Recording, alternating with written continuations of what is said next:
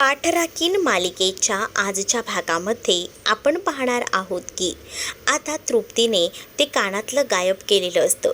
त्यामुळे आता तिला ना भाग्या मुद्दामून मोडून बोलत असते. तिला म्हणत असते की तू ना काहीच कामाची नाही आहेस बघ. म्हणजे माझ्या आईनं माझ्यासाठी काही दिलं तर ते पण तुला घ्यायचंय, म्हणूनच तर ना तू माझं ते कानातलं चोरलंस, असंही आता ती म्हणत असते. तेव्हाच तृप्ती म्हणते की मला कशाला कोणाचं काही घ्यायची गरज आहे, कारण ना माझ्याकडे ऑलरेडी आहे ना माझं माझं माझ्या आईनं दिलेलं आहे, असंही आता ती म्हणत असते. मग तुझं फक्त बोलण्यापुरती आहे, तुझ्या आईनं दिलेलं कधी दिसतही नाही, असंही आता ती म्हणू लागते. तेव्हाच ना मी माझ्या आईने दिलेले दागिने आता काही तुम्हा सगळ्यांना दाखवत फिरू का? मला तसं काही वाटत नाही.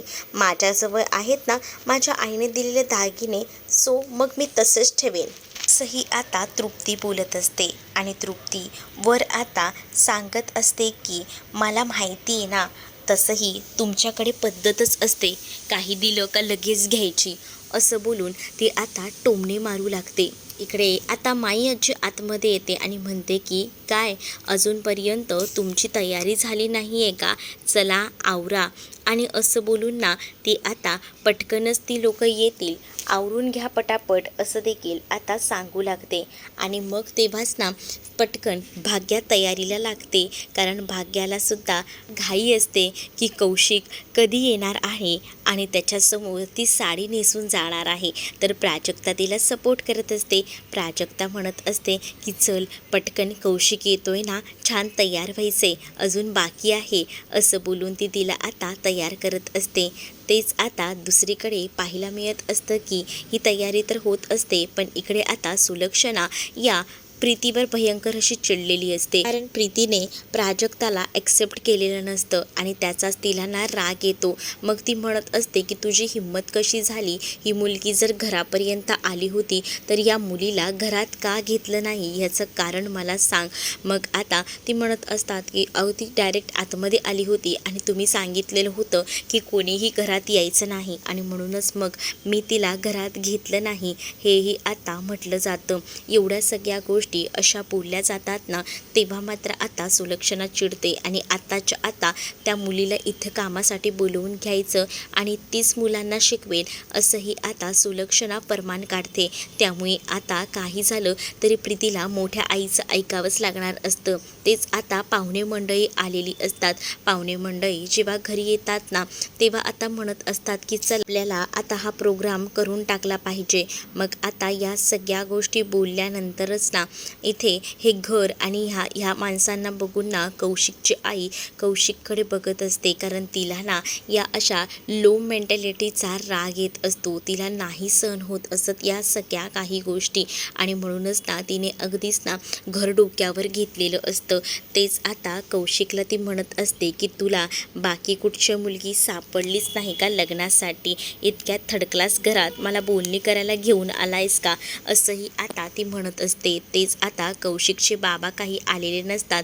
मग आता कौशिकचे बाबा कसे नाही आले असंही विचारलं जातं. त्यांना थोडं काम होतं, मग नेक्स्ट टाईमला ते येतील, असं देखील कौशिकची आई आता सांगत असते. मग आता बघायचा प्रोग्राम असतो. तेच आता एक एक करून इथे म्हटलं जात असतं की तुम्ही तोपर्यंत पाणी घ्या, आम्ही आमच्या मुलीला घेऊन येतोच. मग दुसरीकडे आता अजून किती वेळ वाट बघायला लावणार आहात, बघण्याच्या कार्यक्रमाला आपण सुरुवात करूया, असं कौशिकची आजीच म्हणत असते. कौशिकच्या आजीला तर कधी एकदा बघतंय ना असं झालेलं असतं, कारण तिला असं वाटत असतं की प्राजक्ता कधी येते. तेच दुसरीकडे मात्र आता कौशिकची आई म्हणत असते की या घराचं बांधकाम खूपच जास्त जुनं दिसतंय, म्हणजे हे घर जरा जास्तच जुनं वाटतंय, कधी बांधलं होतं, मग आमच्या 4 पिढ्या ह्याच घरात वाढल्या आहेत, असं आता मामा सांगत असतात. मग तेव्हाच ना आम्ही घराचं बांधकाम करूच थोडे दिवसात, असंही कौस्तुभ बोलत असतो, कारण त्याला माहिती आहे की आता घरावरनं टोमणे मारले जाणार आणि मग घर असं आहे तसं आहे. तेच तो उद्दिष्ट होता कौशिकच्या आईचा आणि कौशिकची आई त्याचबद्दल सगळं काही बोलत होती. त्याच दुसरीकडे आता इकडे छान तयार झालेली असते भाग्या आणि तिला सपोर्ट करायला असते प्राजू. प्राजू म्हणत असते की कोणतंही दडपण घ्यायचं नाही, चल बिंदास्त, काही नाही होत. कारण आता भाग्याच्या हातामध्ये चहाचे कप असतात आणि ते डगमगत असतात. तिच्या हातामधले चहाचे कप जसे डगमगायला लागतात तसं प्राजू तिला धीर देत असते, घाबरू नकोस, सगळ्या काही गोष्टी नीट होतील. आणि तसंही बघितलंस ना, कौशिक तुझ्यासाठी लग्नाला तयार झालाय, सो तू असं हे नको करून घेऊस आणि बाहेर चल. आणि तेव्हाच ना तृप्तीही तिला म्हणत असते की काय चाललंय, मी घेऊ का, कांद्या पोह्यांची प्लेट मी घेते, चला तोपर्यंत तुम्ही पुढे, जास्त उशीर करू नका, पाहुणे केव्हाचे आलेत, दे तुला चहाचा ट्रे घ्यायला जमत नाही आहे का, मी पकडते. आणि त्याचबरोबर कांद्या पोह्यांची प्लेट ना मुद्दामूनच ना तिने आता प्राजक्ताला पकडायला द्यायचं ठरवलेलं असतं, जेणेकरून प्राजक्ताच ते पोहे घेऊन आली आहे आणि प्राजक्ताचाच बघायचा कार्यक्रम आहे असं काहीसं भासवायचं असतं. आणि यासाठी ह्या तृप्तीचे प्रयत्न सुरू असतात. प्राजक्ता भाग्यासाठी खूप जास्त खुश असते, कारण तिला असं वाटत असतं की भाग्याच्या सगळं काही मनासारखं होते. भाग्याला खूप मनापासूनच ना कौशिक आवडत असतो, हे प्राजक्तालाही माहिती असतं. इकडे आता भाग्या जी आहे ती साडी नेसून तर प्राजक्ता लाल रंगाचा ड्रेस घालून आलेली असते. तर भाग्याकडे न बघता डायरेक्टच बघितलं जातं ते म्हणजे प्राजक्ताकडे, कारण ही लोक प्राजक्तालाच आपली सून मानत असतात. प्राजक्ताचं सौंदर्य आता कौशिकच्या चेहऱ्यावर भुरळ पाडत असतं. तेव्हाच ना आता प्राजक्ताच्या हातामध्ये सुद्धा ना या कांद्या पोह्यांची प्लेट असते. त्यामुळे आता तृप्तीने हे सगळं मुद्दामून घडवून आणलेलं असतं. कौशिक तिथं जर प्राजक्तावरनं हटतच नसते, पण भाग्या मात्र आता साडी नेसून आल्यामुळे ह्या लोकांना थोडासा डाऊट येत असतो की नक्की काय आहे. त्याचबरोबर आता कांद्या पोह्यांची प्लेट आणि चहा हे एकत्रच आता दिलं जात असतं. कौशिक तर आता प्राजक्ताकडे बघतच असतो, त्याची काही तिच्यावर ना नजरच हटत नसते. तेच आता इकडे घरातले सगळेजण असतात आणि आता तेव्हाच ना विचारलं जात असतं, मग किती शिक्षण झालंय, मग तेव्हाच ग्रॅज्युएशन कंप्लीट झालंय असंही आता इकडे असणारी भाग्या बोलत असते. भाग्याच प्रश्नांची उत्तरं देत असते. तेव्हाच ना कुठेतरी शंका येत असते की भाग्या का बोलते, प्राजक्ता का बोलत नाही आहे. मग तेव्हा चहा पाणी वगैरे दिला जातो. चहा आणि कांद्या पोह्यांची प्लेट दिल्यानंतर ही लोक ते करता करता प्रश्न विचारायचं ठरवत असतात. मग तेव्हाच विचारतात की ग्रॅज्युएशनमध्ये किती पर्सेंटेज आणि पुढे काय करायचा निर्णय घेतला आहे. तर भाग्या म्हणत असते ग्रॅज्युएशनमध्ये 71% मिळालेत, पण आमच्या प्राजूचा तर नंबर कॉलेजमधून पहिला आला आहे, ग्रॅज्युएशनमध्ये ती पास आऊट झालेली आहे असंही आता भाग्या सांगत असते. हे ऐकून तर कौशिकला आनंद होतो. कौशिकला तर प्राजूवरच प्रेम असतं आणि प्राजू कॉलेजमधनं पहिली आली आहे आणि त्यामुळे तो प्राजूच्या प्रेमात असतो. तेच दुसरीकडे आता इकडे असणाऱ्या प्रीतीला सांगितलं जातं की पहिल्यांदा त्या मुलीला फोन कर, त्या मुलीचं शिक्षण किती झालं आहे सांग. तर ग्रॅज्युएशन आणि तिला पर्सेंटेज किती आहेत, तर तिला पर्सेंटेज 91 आहेत हेही दिसलेलं असतं.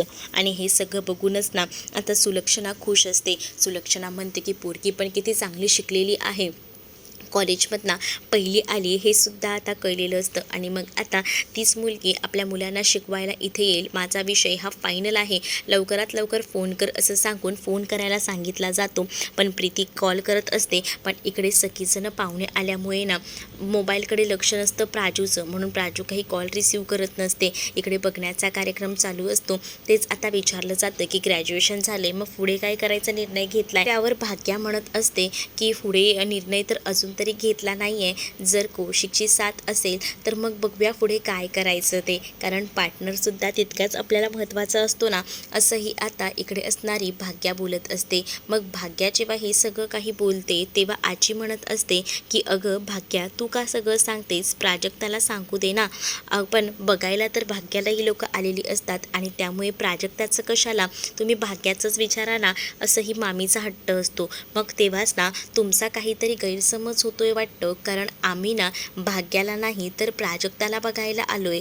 मग तेव्हाच दुसरीकडे आता इथे रिझल्ट बघायचं काम सुरू असतं. सुलक्षणा या प्राजक्ताचा रिझल्ट बघत असते आणि ग्रॅज्युएशनमध्ये उत्तम मार्काने ही मुलगी पास झाली म्हटल्यावर ही मुलगी तितकीच हुशार आहे आणि हीच मला आता माझी सून म्हणून हवी आहे. प्रीतीला सारखा फोर्स केला जात असतो की आत्ताच्या आत्ता फोन लाव, पहिल्यांदा फोन लाव म्हणून. पण आता प्रीती कॉल करूनही इकडे असणारी प्राजू काही कॉल रिसीव करत नसते. तेच दुसरीकडे आता तुमचा काहीतरी गैरसमज झाला आहे, आम्ही प्राजूला बघायला आलोय, ही गोष्ट जेव्हा बोलून दाखवली जाते ना तेव्हा मात्र धक्काच बसलेला असतो इतर सगळ्या घरच्यांना. मग आता तुम्ही हे सगळं काय बोलताय? तेव्हाच आता कौशिक म्हणत असतो की हो, माझं प्राजूवर प्रेम आहे आणि प्राजूलाच बघायला मी आलेलो आहे. मग तुम्हाला काय वाटलं? मी कोणाला बघायला आलोय असाही प्रश्न केला जातो. तेच आता कौशिकची आई ना त्याच्या समोरच ना भाग्याचा अपमान करू लागते आणि तुम्हाला असं कसं वाटू शकतं की या मुलीला आम्ही घरात घेऊ करून, कारण ही मुलगी कशी दिसते, आम्हाला तर प्राजक्ता आवडली. खरं तर मी ह्याला नाहीच म्हणत होते या लग्नासाठी, पण ह्याचं या प्राजक्तावर प्रेम आहे म्हणून मग मी तयार झाले. मग मी म्हटलं की जाऊ दे, आपण हे लग्न बघूया एकदा करून. पण तुमचा काहीतरी गैरसमज होतोय, आम्ही भाग्यासाठी नाही आलेलो असंही आता सांगितलं जातं. मग भाग्यासाठी आलेला नाही आहेत, मग कोणासाठी आलायत हेही विचारलं जातं. मग प्राजक्तालाच आम्ही पसंत केले, कारण कौशिकचं प्रेम तर प्राजक्तावर आहे. हे ऐकल्यानंतर तर भाग्याला खूप मोठा धक्काच बसतो. भाग्याच्या पायाखालची जमीन सरकते, कारण भाग्या तर मनापासून प्रेम फक्त आणि फक्त करत होती ती म्हणजे कौशिकवर. आणि आता कौशिकच तिच्या पाठीशी उभा नव्हता, कौशिक प्राजक्ताशी अफेअर करत होता. ही गोष्ट आता जेव्हा समजते भाग्याला, तेव्हा भाग्याला कळल्यानंतर तिचं तोंड ना अगदीच ना रडवेलेलं झालेलं असतं. सोबत आता खूप मोठा अपमानसुद्धा केला जात असतो. म्हणजेच आता इथे जी कौशिकची आई असते ना ती म्हणत असते की तुम्हाला कसं वाटू शकतं की आम्ही या कुरूप मुलीला बघायला आलोय, तिचं तोंड तरी बघितलंय का तुम्ही, ती कशी दिसते ते? नाही, आम्हाला ही तुमची मुलगी नाही आवडली, आम्हाला प्राजक्ता आवडली आणि प्राजक्ताचा हात मागायला आम्ही आलोय असंही आता सांगितलं जातं. त्याच वेळेला दुसरीकडे हे सगळं काय चाललंय, काय घडतंय हे हाही प्रश्न पडलेला असतो. तेच इकडे तृप्ती कॉल करूनही अजूनही कॉल काही उचलला जात नसतो. तेच आता सुलक्षणा सगुणाला इशारा करते आणि मग जायला सांगत असते आणि म्हणते की जा बघून ये काय झालं आहे नेमकं. आणि तिने आधीच त्या सगुणाला सांगितलेलं असतं की वॉच ठेव म्हणूनच मग ती आता लक्ष ठेवायला म्हणून का होईना गेलेली असते. तेच आता दुसरीकडे पाहायला मिळत असतं की इकडे आता सगुणा तर निघून गेलेली असते आणि प्रीती कंटिन्यू कॉल करत असते. प्रीती जेव्हा आता कंटिन्यू कॉल करत असते ना तेव्हा मात्र आता इकडे कौशिक जो आहे तो सगळ्यांना सांगत असतो की मी सकाळी कॉलही केला होता प्राजक्ता तुझ्या फोनवर, तेव्हा मी तुला सांगितलं होतं की माझं तुझ्यावर प्रेम आहे आणि तुला मी हेही बोललो होतो की लाल ड्रेस घाल, जर तू खरंच माझ्यावर प्रेम करत असशील ना तर प्लीज लाल ड्रेस घाल, हेही मी म्हटलं होतं. पण तरीसुद्धा तू माझ्या आवडीचा हा लाल ड्रेस घातला आहे म्हणजे तुझंही माझ्यावर प्रेम आहे, सो प्लीज बोलवून टाक. तर दुसरीकडे मात्र आता मला माहिती आहे ना ही माणसं कशी आहेत ती, कारण या माणसांना ना आता तुलाच आयात ओढायचं आहे, पण मी ओळखून आहे बरोबर या माणसांची चाल, असंही आता इकडे असणारी ही जी कौशिकची आई आहे ती बोलत असते. कौशिकची आई म्हणते की या माणसांचा डोळा ना तुझ्या पैशांवर आहे बघ कौशिक, तू चांगल्या नोकरीला आहेस, अमेरिकेतून तुला नोकरीची ऑफरसुद्धा आहे, या गोष्टी ही माणसं ओळखतात. म्हणूनच तर तुझ्या पदरी ही खटारी मुलगी यांची ही कशी घाणेरडी दिसणारी मुलगी आपल्या पदरात टाकत होते. हे सगळं काही भाग्याबद्दल बोललं जात होतं. भाग्या हे सगळं ऐकून तर धक्क्यात जाते. तृप्तीला मात्र आनंद होत असतो, कारण तृप्तीचा प्लॅन सक्सेस झालेला असतो. तेच आता तुम्हाला काय वाटलं की आम्ही या भाग्याला सून म्हणून करून घेणार आहोत का? नाही, हा तुमचा गैरसमज आहे. आम्हाला फक्त आणि फक्त प्राजक्ता पसंत आहे, प्राजक्तासाठीच मी या लग्नाला होकार दिला, नाहीतर मला या घरात सोयरीकसुद्धा करायची नव्हती, असं देखील कौशिकची आई बोलून अपमान करत असते. भाग्याला ती नको नको ते बोलत असते. म्हणजे ही मुलगी माझ्या घरात नको हे बोलूनच ना आता ती मुद्दामूनच ना पूर्ण घर डोक्यावर घेत असते. जेव्हा हे सगळं होत असतं तेव्हा मात्र आता प्लीज प्लीज शांत व्हा. प्राजक्ता आता कौशिकला म्हणत असते की कौशिक, तुझा काहीतरी गैरसमज होतोय. कौशिक म्हणतो की का, तू असं का म्हणतेस? त्यावर प्राजक्ता कौशिकला सांगत असते की बघ, मला पूर्ण खात्री आहे की काहीतरी गैरसमज होतोय. काही गैरसमज नाही होते, कौशिक म्हणतो, कारण मी ऑलरेडी ना तुला केला होता आणि तुला सांगितलं सुद्धा होतं की लाल कलरचा ड्रेस घाल आणि मी जसं सांगितलं होतं अगदी तू तसंच केलंस. लाल रंगाचा ड्रेसही घातलास आणि त्यामुळेच ना मला खात्री पटली आहे की तुझं माझ्यावर प्रेम आहे आणि तू बोलून टाक. तुला जर काय वाटत असेल ना, जे काही आहे मनात ना, ते सरळ बोलून टाक असंही आता म्हटलं जातं. का बोलत नाही आहेस? बोल ना, तुझं प्रेम आहे माझ्यावर पण तू रिॲक्ट होत नाही आहेस असंही आता सांगितलं जात असतं. नाही, काहीतरी गैरसमज होतोय, खूप मोठा गैरसमज झाला आहे असं देखील आता ती सांगत असते आणि तिने भाग्याचा हात आपल्या हातात घट्ट धरलेला असतो आणि तेव्हाच ना भाग्याला राग येतो. भाग्या तिचा हात झिडकारते. भाग्याला असं वाटत असतं की हे सगळं काय होतंय. भाग्याला समजवायचा इथे प्राजू प्रयत्न करत असते. काहीतरी गैरसमज होतोय, तू नको मनाला लावून घेऊ असंही ती आता म्हणत असते. पण नाही, इकडे आता भाग्याचा लिमिटच्या बाहेर अपमान झालेला असतो, जो की तिने कधीही सहन केलेला नसतो. आणि जेव्हा ती या सगळ्या गोष्टी ऐकते ना, तेव्हा कौशिक म्हणत असतो की प्राजक्ता, मला तुझ्याकडनं उत्तराची अपेक्षा आहे. प्लीज दे ना उत्तर. तुझं पण आहे ना माझ्यावर प्रेम. बोलून टाक सगळ्यांसमोर. मला माहिती आहे तुझं आहे माझ्यावर प्रेम, पण तुला बोलताना त्रास होतोय म्हणूनच तू बोलत नाही आहेस. याही गोष्टी मी ओळखून आहे. कौशिक आता प्राजक्ताला बोलत असतो, पण प्राजक्ताचं कौशिकवर प्रेमच नसतं. इकडे आता भाग्या हे सगळं ऐकत असते. भाग्याला या सगळ्याचा राग येत असतो. भाग्या म्हणत असते की प्लीज बस झालं. भाग्याचा आता अपमान लिमिटच्या बाहेर झालेला असतो. भाग्या ऐकून घेते आणि तिकडनं ना शेवटी निघून जाते, कारण भाग्याचा अपमान इतका बेकार झालेला असतो ना, जो की कधीच तिचा याआधी झालेला नव्हता. आणि हे सगळं घडत होतं तेव्हा ना तिला त्रासही होत होता, कारण तिने कधीच विचारही केला नव्हता. भाग्या आता जेव्हा तिथे उभी असते तेव्हा जात असतानाच ना तिला आजीसुद्धा म्हणत असते की आम्ही आधीच सकाळी जेव्हा आलो होतो तेव्हाच मी म्हटलं होतं की मला तुमच्या मुलीचा हात माझ्या हातात हवा आहे, म्हणजेच माझ्या नातवाच्या हातात द्या म्हणून. मी सकाळी तेच म्हटलं होतं, पण तुमचा ना काहीतरी गैरसमज झाला बुवा बघा. मग तेव्हाच गैरसमज कसला, हे मुद्दामून ना आपल्या गळ्यात त्यांची ही मुलगी पाडणार होते. कशी दिसते ही मुलगी, ना रूप ना लक्षण काहीच नाही या मुलीला, असं बोलून देखील ना आता टोमणे मारले जात असतात. बिचाऱ्या भाग्याला खूप काही ऐकून घ्यावं लागतं, जे की तिने याआधी कोणाचंही ऐकून घेतलेलं नव्हतं. अरे ही लोक ना आपल्या गळ्यात ना ह्या भाग्याला मुद्दामून टाकत होते, म्हणजे हिचं लग्न होत नसेल आणि हे सगळं काही मुद्दामूनच करतायत ही लोक. मी ओळखते ना असल्या माणसांना, असंही आता कौशिकची आई रागारागात बोलत असते. मुळात तिला या घरातली सून करून घ्यायचीच नसते, त्यात आता तिला हे सगळं बोलायला आयती संधी मिळालेली असते. आणि त्याच वेळेला बाहेर सगुणा हे सगळं काही बघत असते. सगुणाला तर आता हे सगळं बघूनच ना काहीतरी समजत असतं की ह्या घरात कोणाचं तरी लग्न मोडत आहे ते. तेव्हाच ना इकडे भाग्याला या सगळ्या गोष्टी असह्य होतात. शेवटी तिचा कंप फुटतो आणि ती तिकडनं निघून जाते. जशी ती तिकडनं जाते ना तसं मामी भाग्याला दार उघडायला सांगते, पण भाग्या काही दार उघडत नसते, तर प्राजूसुद्धा दार ठोठावत असते. प्राजूही म्हणत असते की भाग्या दार उघड बघू पहिल्यांदा, पण भाग्या रूममध्ये बसून आता रडू लागते, कारण तिला या सगळ्याचा त्रास होतो, कारण प्रत्येक वेळेला तिला कमीच लेखलं जात होतं. तर इकडे आता बोललं जात असतं की तुमचा काहीतरी गैरसमज होतोय, जो की याआधी झाला असेल, पण आता एक गोष्ट लक्षात ठेवा, माझ्या मुलीचं लग्न ना मी तुमच्यापेक्षा चांगल्या घरात लावेन. मामी आता बेधडकपणे त्या कौशिकच्या आईला बोलत असते.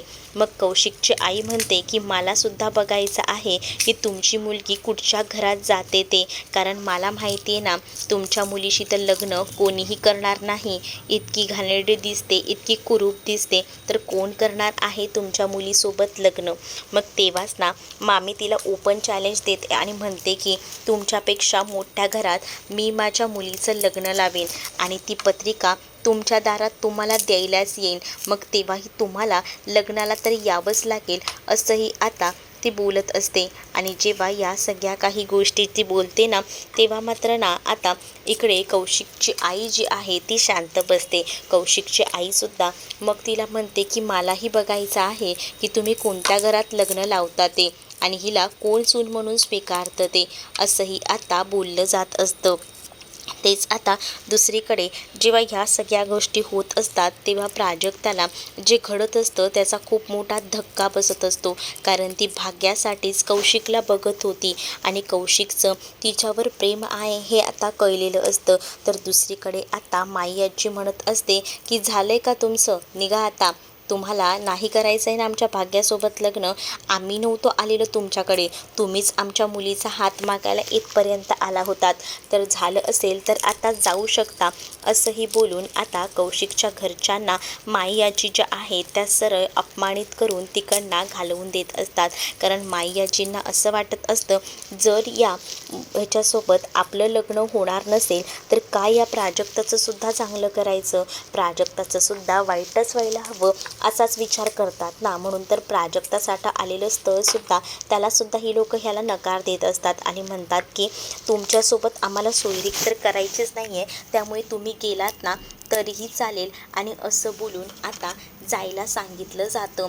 आणि जेव्हा त्यांना जायला सांगितलं जातं ना तर पुढील भागातमध्ये पाहायला मिळतं की इकडे आता कसं कसं प्राजू जी आहे ती आता शांत करायचा प्रयत्न भाग्याला करत असते. भाग्या म्हणते मी तुमच्या प्रेमाच्या आड येणार नाही, तुला जर हे लग्न करायचं असेल तर कर.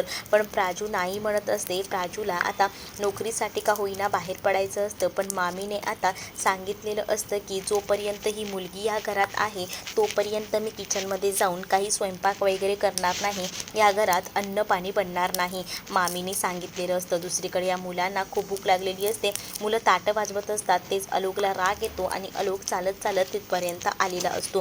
तेव्हा आता सुलक्षणा घाबरते. तर तुम्हाला हा भाग कसा वाटला हे कमेंटमध्ये मला नक्कीच सांगा आणि अशाच नवनवीन भागांसाठी आपल्या चॅनलला सबस्क्राईब नक्कीच करा.